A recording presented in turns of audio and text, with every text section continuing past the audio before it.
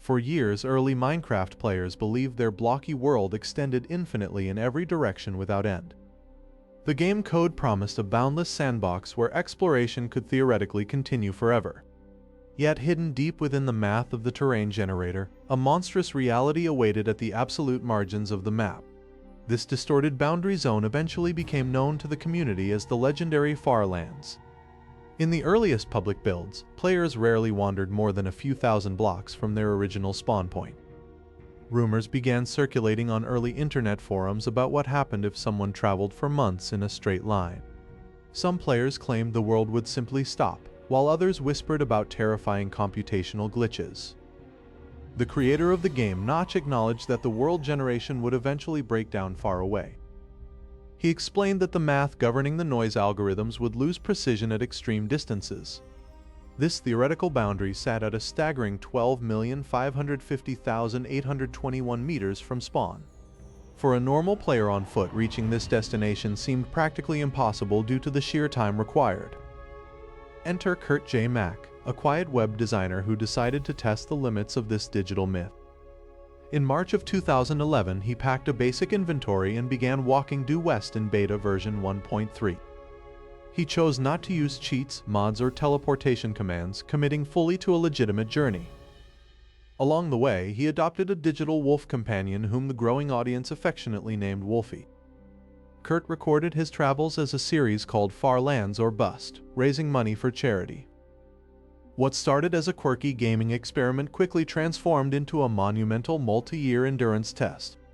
Months turned into years, and yet the coordinates on his screen grew larger at an excruciatingly slow pace. As Kurt traveled further from the spawn point, the game engine began exhibiting strange minor instabilities.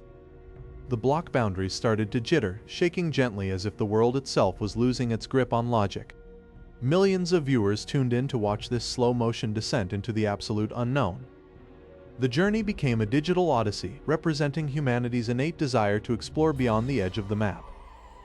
While Kurt walked, tech-savvy players began using external tools to instantly teleport themselves to the Farlands. What they discovered there bypassed all expectations, revealing a landscape of pure, unbridled mathematical chaos. The terrain generator was looping uncontrollably, carving out massive holes that resembled giant Swiss cheese. The sky and lighting systems began to break down entirely, casting random patches of absolute darkness. Normal movement became impossible for anyone who teleported there as physics ceased to function properly. The community realized that the Farlands were not just a visual glitch, but a total breakdown of game physics. Despite the structural chaos discovered by teleporters, Kurt continued his slow, honest march forward. By 2014, he had traveled over 1,700,000 meters, setting a world record for the longest journey. Yet even after years of continuous effort, he was still less than 15% of the way to his final destination. The Farlands loomed like an unreachable mirage, and digital horizon that shifted further away with every step. As the years ticked by, the myth evolved into a defining piece of internet culture and gaming history. Players debated whether the glitch was a beautiful mistake or a fundamental flaw in the game's engine design. Every update to the game brought fear that Mojang might quietly fix the generation code and erase the Farlands. Kurt purposely kept his game locked in beta 1.3 to ensure his world remained completely intact. This choice preserved a time capsule of a broken world that would otherwise be lost to modern optimization. But the fundamental question remained completely unanswered by casual players and explorers alike. Why exactly did the landscape fracture so violently at this precise numerical threshold? To truly understand the madness, one must peer past the textures and look directly into the underlying math of the world engine. To comprehend this digital breakdown, we must first examine the foundational architecture of procedural generation. Every block, hill, and valley in the game relies on an algorithm known as Perlin noise. Invented by Perlin, this noise generation function creates natural-looking variations in terrain. The engine samples coordinates on a graph to determine the height of each block column. As long as the inputs remain within reasonable bounds, the calculations behave flawlessly. However, the engine handles these coordinates using 32-bit floating point numbers. Floating point arithmetic is a method for representing real numbers with a trade-off between range and precision. The farther you travel from the absolute origin point of the world, the larger the coordinate values become. Because the number of available bits is fixed, the gap between representable values grows larger with distance. Close to the center spawn point, precision is incredibly high, measuring down to fractions of a millimeter. But as millions of blocks fly past, the math begins to lose its fine resolution. The algorithm relies on a specific mathematical function that wraps coordinates periodically. When the position variable reaches a critical threshold, the wrapping calculation overflows completely. That specific critical threshold occurs at exactly 12,550,821 meters. At this specific coordinate, the fractional precision of the world generator drops below a value of 1. This means the terrain noise function can no longer compute gradual transitions between block coordinates. Instead of smooth rolling hills, the noise values suddenly max out at absolute extremes. The result is a colossal, abrupt architectural wall that tears upward through the world map. This structural anomaly is known to veterans of the community as the Farlands loophole. The noise generator essentially begins to evaluate identical values across entire rows of blocks. It creates vast vertical slices of solid stone alternated with perfectly straight vertical air tunnels. This creates the distinct porous appearance frequently described as digital Swiss cheese. Because the breakdown is strictly mathematical, it manifests in two distinct patterns based on the coordinates. Traveling purely along a single cardinal axis results in the edge Farlands. Here the noise fails in only one dimension, creating an unbroken curtain of chaos. But if a traveler reaches the exact point where both x and z axes collapse simultaneously, they find something far more surreal. This intersection is known as the corner Farlands, where the breakdown multiplies exponentially. At the corner, the world fractures into massive floating block stacks separated by bottomless voids. Interestingly, the original game developer, Notch, was completely unaware of this calculation flaw for quite some time. He assumed that the game world was practically infinite, as no player could ever realistically walk that far. To reach this boundary on foot requires walking continuously for thousands of real-world hours. Because the distance is so vast, the game engine runs out of memory buffers long before a standard player ever arrives. Yet, code commands and teleportation tools allowed curious users to bypass the long journey entirely. When players teleported directly to the limit, they discovered that the world was not just visually broken. The underlying physics engine was experiencing an identical, paralyzing mathematical degradation. The game calculations could no longer accurately determine where a solid block ended and where empty air began. The very fabric of the game reality was liquefying under the weight of its own giant coordinates. Movement became a stuttering nightmare as the character model began to vibrate violently from side to side. This mathematical threshold was a point of no return where the game simulation actively rebelled against its user. But as researchers pushed even one single step beyond this border, they realized the terrain anomalies were merely the prelude to an even deeper game-crashing horror. Stepping into this broken landscape reveals that the math error affects far more than just the shape of the blocks. The physical laws governing this digital universe begin to warp and collapse entirely. Normal gravity seems to lose its grip on objects as the coordinate systems lose precision. A block of sand placed over empty space refuses to fall down like it normally would. When updates are forced onto these blocks, they plunge downward in extreme jerky movements. Fluid dynamics suffer an even stranger fate inside this corrupted zone. Water streams do not flow smoothly but instead freeze into static columns or teleports instantly. Lava behaves with a dangerous unpredictability that makes exploration incredibly risky. The engine struggles to calculate lighting values across these heavily fractured chunks. Massive black shadows stretch across the terrain even when the sun is directly overhead. These dark zones are not caused by blocks blocking the light, but by a complete breakdown in math.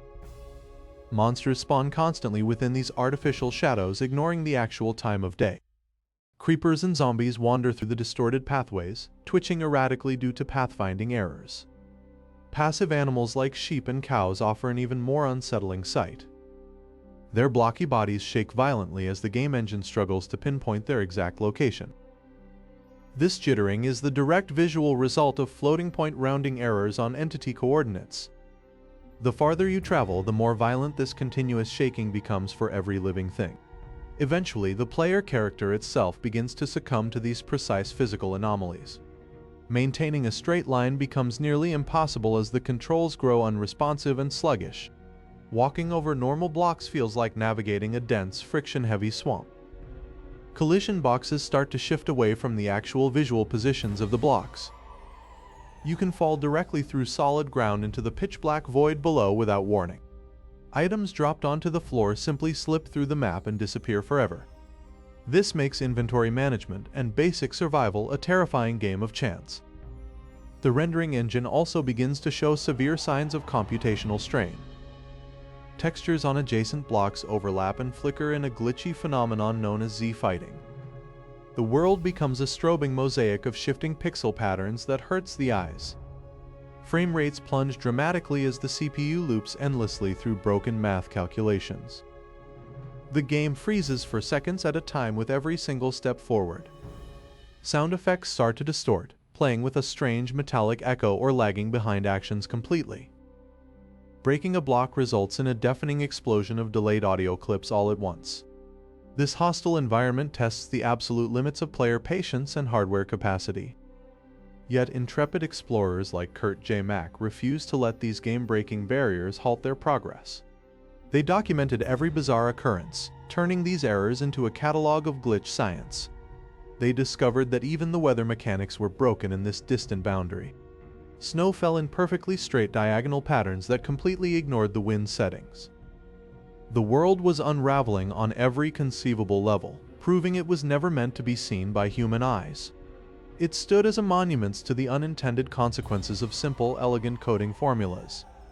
But the community soon noticed something even more alarming developing in the deeper code layers. Rumors began to spread of a complete, unrecoverable crash zone lying just a few hundred meters ahead. The dread of an absolute crash zone loomed heavily over the entire exploration community. This digital boundary was no longer just a fascinating visual glitch, but a dangerous wall capable of corrupting data permanently. Players realized that continuing forward meant risking the total annihilation of their hard-earned save files. Yet, before anyone could officially breach that ultimate threshold of instability, the foundation of the world shifted forever. In September of 2011, Mojang released the highly anticipated Beta 1.8 update, known as the Adventure Update. Hidden deep within the sweeping rewrites of this update was a fundamental overhaul of the terrain generation system. The specific mathematical overflow that allowed Perlin noise to warp so dramatically was quietly patched out. With a single stroke of code, the mythical Farlands were instantly wiped from the active development of the game. For many veterans, it felt as though a majestic wild frontier had been permanently tamed by civilization. The community instantly wondered what would happen to those who were still traveling toward the edge in older versions. Kurt J. Mack refused to update his game, choosing instead to remain permanently frozen in beta version 1.7.3. His ongoing charity march transformed into a literal living museum of an erased era. As the years rolled on, the Farlands achieved an almost religious status among the growing player base. New generations of technical players refused to let the glitch fade completely into dark history. Modders began developing sophisticated tools to deliberately inject the old broken noise parameters back into modern versions. These custom modifications allowed players to experience the legendary breakdown with modern frame rates and features. Data archaeologists also uncovered similar generation anomalies across entirely different versions of the game. They discovered the Stripe Lands in Bedrock Edition, where blocks lose their collision entirely and become simple illusions. This proved that no matter how advanced the engine became, floating point precision errors were an inescapable reality of computing. The Farlands stood as a stark monument to the fact that all digital worlds have an absolute edge. It redefined how gamers viewed exploration, shifting the goal from finishing a game to simply seeing how far it could bend. The journey itself became vastly more important than any physical destination could ever hope to be. Decades after its discovery, the imagery of that chaotic wall remains universally recognized across the entire gaming world. It serves as a beautiful reminder of a time when the internet still held genuine, unexplained digital mysteries. The code has changed, the engines have evolved, and the boundaries have been pushed back infinitely further. But for those who remember the early days, that distorted horizon will always be the true heart of exploration. All major conflicts between the limits of the math and the desire of the players had finally reached a quiet truce. The community found absolute closure in preserving the memory rather than mourning the loss of the glitch. There were no more frantic updates to worry about and no more sudden crashes lurking around the bend. The infinite void had given its final answers, and the digital landscape was finally at perfect rest. The legacy of the Farlands lives on in every player who ever dared to look beyond the edge of their screen. It remains the ultimate symbol of digital wonder, a beautiful mistake frozen forever in the history of video games. And so, the legendary journey to the edge of reality finally comes to its permanent, beautiful end. The math remains settled, the void remains quiet, and the legend is now completely secure.